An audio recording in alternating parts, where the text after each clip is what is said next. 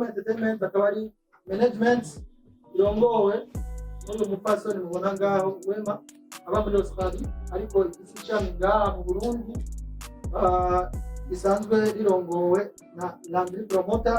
Iyo rero Wema Entertainment ndiko gerageza kugira kugira birebire niyo Yan A asanzwe ahurikiyemo ni nawe mfura wayo nta n'umuhererezi araboneka nta n'umukurikira araboneka ariko mu migambi bafise byaciye mu matwi kuko je ndumworoshya gusaba amagambo biravugwa yuko ari abandi bashobora kugizamo majambo make rero yaravuye mu gihugu cya Zambia ari abagiye kumwakira abandi twarabimenye turashikayo ari igikorwa yari yazanye aje kwimenyekanisha ngaha ariko umwanya bari bavuze babikorera ko ntiwavuye woroha bivanye n'isanganya Landry yaciye agira kuko ntawoja utamba yapfishije naho Landry atapfuye ariko ari mu bibazo.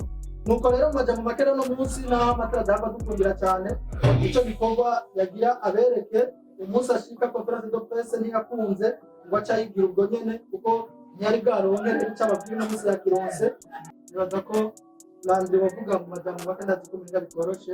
Murakoze ndabaramukije uranditse abisha makuru amahoro reka ndabashimire byimba mutima kubona mwashoboye gushika ku butumire twe twabahaye nongera nsaba imbabazi kubona twashoboye gucerwa ni kumva zuko kwa muganga murabizi ko je nsanzwe ndi mu bitaro byasaba ko hari amakete babanza gusinya nyemerera gusohoka no kumurubusha kugira nshobore kuba ndi muri kino kibanza nshimira n'abadokiteri bamfashije kugira nshobore gushika hano ko n'ibintu byasaba yuko ntegerezwa kuba ndahari ndatekewe nk'uko mubibona ndatekewe birimo ibindi bintu nyine bitari ngombwa ko tubwira hano ego hama nk'uko Vivanse yababwiye yabivuze yababwiye neza yuko hariho ikintu cyitwa Wema Entertainment.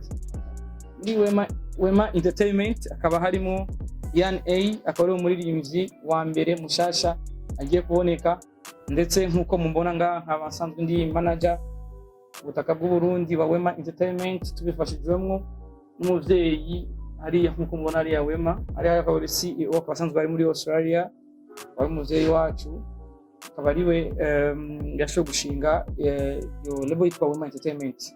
Yan A kano kanya rero nk'uko mubona araza gushira habona amajwi n'amasanamu indirimbo yiwe ya mbere ikuriwe muri Wema Entertainment ndetse nimba ntihenze abashoboye gutegura no mu gihugu no munsi turaza gushora gusinya n'amakontra kugira bibe ku mugaragaro kugira bishobore kuba ku mugaragaro ko turiko turakorana biciye mu mategeko na Wema Entertainment. Je nibaze neza ko gikuru ari ico hanini ni ico nugusinya kongera tubereka n'igikorwa gicambere gishashe gikozwe muri Wema Entertainment. Murakoze. Murakoze cyane kumpa ijambo. Ubwa mbere na mbere nabanza gushimira abanditsi n'abamenyesha amakuru bari ngaha aka karyo baduhaye aka kanya kuko ni ikintu bidasanzwe turazi ko aho muri mu mirimo myinshi ariko mwarigoye akamura kitabo banza kubashimira ko muri mu cyubahiro cyanyu kandi muze mubandanye kuba hafi nk'uko mwabikoze.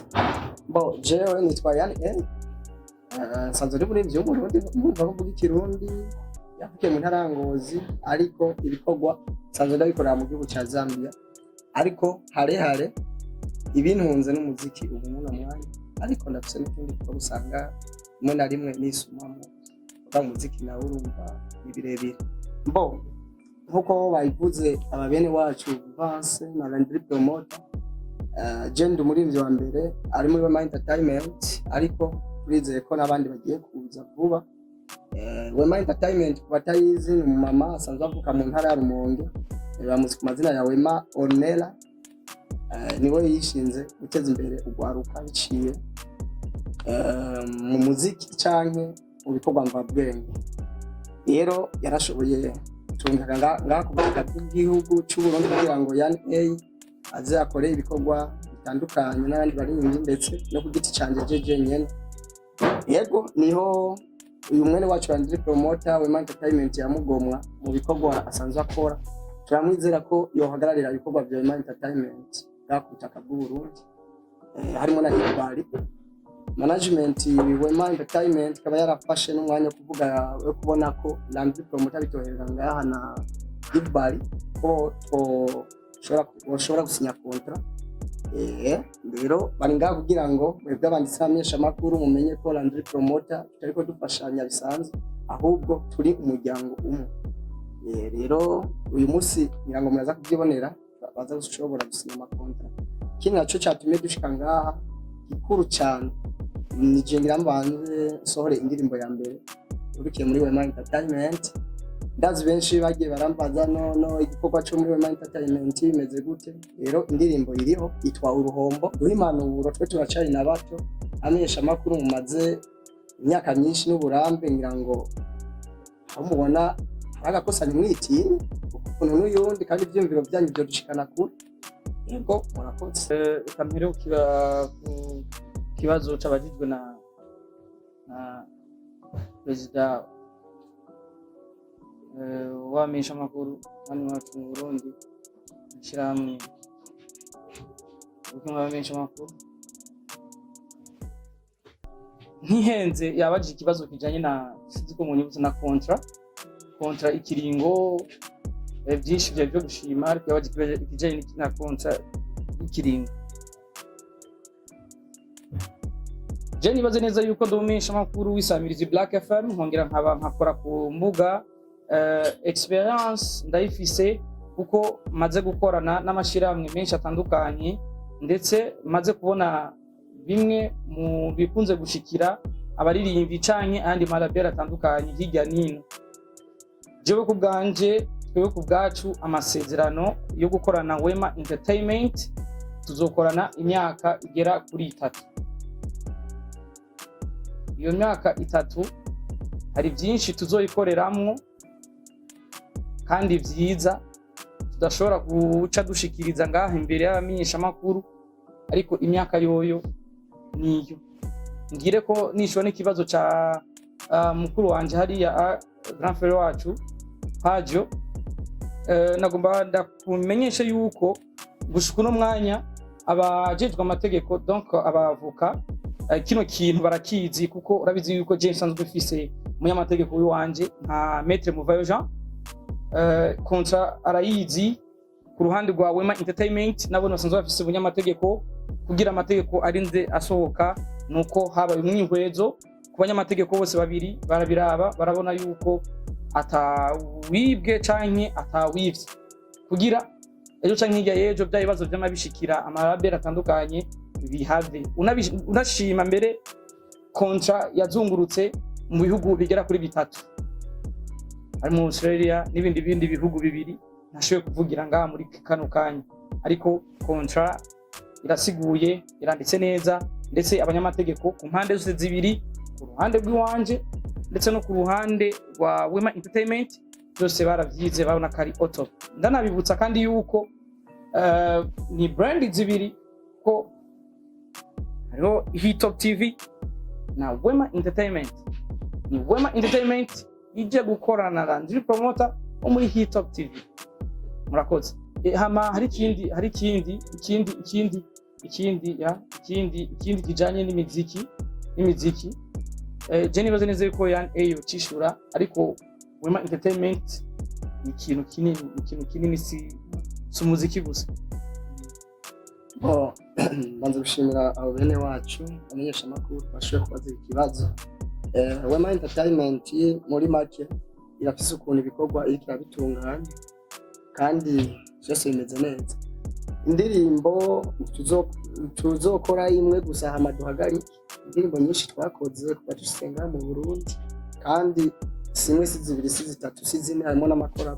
Ibaza ko Wema Entertainment yabimenyereye, nayo itari kwafasha umuringo ngaho kutaka bw'u Burundi, ariko Australia bafasha benshi gutegura ibiteramo, n'abandi ndavuga na mu Rwanda bafasha. Rero ndibaza yuko ibintu byose bizogenda neza, kandi n'ibisigaye mu kintu cy'abavoka n'abavoka bazoza kuko management yacu yamenyera amategeko ibintu byihweye kandi bizwi neza n'amategeko. Kudaha agaciro cyo kutubahiriza cyane cyane aba bajejwe donc ibikorwa kanaka ahantu kanaka ndetse no mu bintu. Nibaza neza yuko manager wa entertainment dingaha twabona bikenewe tuzobikora kandi ni byiza cyane twabona bikenewe twabona ko hari ibyo tubura twabona ko hari ibyo dushobora kongereza tuzobishiraho kubera muri abavandimwe turi bamwe twese tukuvuga ko udashobora kureba gufasha ngo ni kubera ko ngo bimeze uku. Nibaza neza ko uzi akarangamutima k'umwuga ari ibintu amajambo amwe udashobora gukoresha. Ego hama ikijyanye na studio nibaza neza yuko sinzi ko mu kubaza icyo kibazo muba mwarabajije neza ukungene ibikorwa, ariko n'ikibazo cyane studio yorohereza umuririmbyi swat kudatakaza ibikorwa vyiwe ndetse no gukora ibikorwa ku mwanya aho ashakiye. Ariko Wema Entertainment twe dufise ingene twateguye ibikorwa vyacu kandi ifise ukungene ibikorwa vyayo biteguye.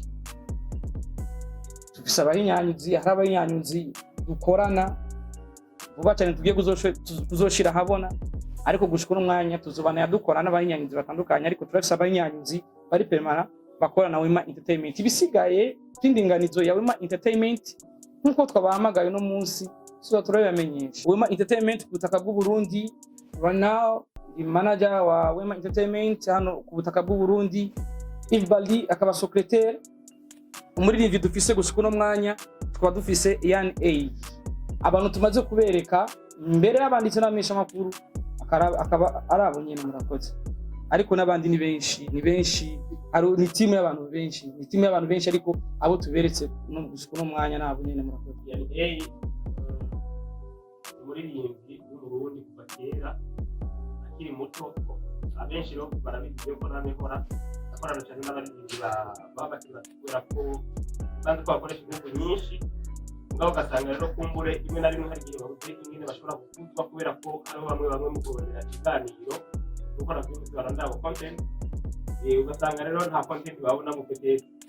Hanyuma rero yani yaje asaba ubufasha bwa promotion nawe nyene kera, gutyo rero agenda namwibagiye mugabo mu kugenda yaraje kunsezera ndabyibuka. Hanyuma no kuvuga yuko yarandumije ibikorwa ariko arakora muri Zambia nkuko mwabyumvise siniko navuga ko muri Wema Entertainment, ariko rero narashimye ko atibagiye yuko iyo promotion yabayeho. Hanyuma hampande yaho nibaza yuko narandiri promoter kubwiwe nawe ndetse tuganira bitari bike kuko ndabona yuko ndagiye ko nasazira mu mwuga rimwe kuko nawe wabona ukunda. Hanyuma rero kuvuga mu kuma budget tumwitege kwiki uno munsi turaganira ibitari bike mu byifuzo byiwe, arifuza yuko ukuva kuri ko ngaha mu Burundi ibikorwa byiwe bitohagarara kubera ko nuko abivuze n'uburirimbyi bwo ku butaka bw'u Burundi. Icyo gushima ubwa mbere nuko ashobora kuronka gufata umugongo ku bijyanye n'uburyo. Hanyuma rero icyifuzo ciwe nk'uko twabitse biganira kare nuko inyuma yuko avuye mu Burundi mutoraba ngo nuko ngo ari kumwe na Randy Promoter gusa, ariko wewe ari kumwe n'abamenyesha bakuru bose kubera ko ni mwebwe mushobora gushikana ibikorwa kure, ni mwe mubishoboye. Ahandi ho Randy Promoter ariko arikorana ibishoboka. Kubw'ibyo rero ntimuze muhave muvuga ngo tweko tutasinya amasezerano ntitwahava tubandanya dukora amasezerano twese twasinye. Hanyuma bigime babajije yavuze ngo umengo oya, ahubwo gusa ni hafi yo kuva kera ziri muri iyo Wema Entertainment. Agenda kumenyesha yuko na Wema Entertainment igenda yimenyeye kuri airport igiye kumutegera yabisabye bisanzwe n'abisanzwe n'arayizi muri atunga. Hanyuma rero nibaza ko uzohava mubikora nk'uko musanzwe munabishoboye. Ni hama ejo cyangwa hirya y'ejo ndashaka kubabwira ko umwana ari reconnaissant, aribuka iyo umuntu aba yaragize icyo amufasha. Nakubwiye ko cyuganira namwibagiye yanoneye nimero mu nyuma araheza arandondera, nari naribagiye ko ari we nagiye kwibuka neza isura rukaza kuvuga cy'indege. Ibyo rero ngenda bashimire nongera ndanabasaba ku kibazo cy'uko ko ejo cyangwa hirya y'ejo kujya mwagiye kumwakira niba nagenda muze mugende kumusezera. Hanyuma rero niba kumusezera muzohabwe rero n'ibikorwa byiwe muze mubandanye mubikorana. Nari nasabye yuko ahubwo binashoboka yogenda agahabwa liste na manager wa Wema Entertainment ngaha mu Burundi akamuha contact kugira ngo hari icyo mushobora kumukenera ko nacyo nyene ukamubwira ni byiza ko bica kuri Landry ni byiza ko bica kuri Bari mugabo nabyo nyene umuntu naho bari muri management cyangwa ari muri lebo birasaba ko nawe nyine avuga ko aba afite umunwa ikibi gusa ni uko aheza akarengera amategeko aba asanzwe yarumvikanye cyangwa amasezerano aba yarumvikanye ko n'abo basanzwe bakorana murakoze cyane. Lloyd TV.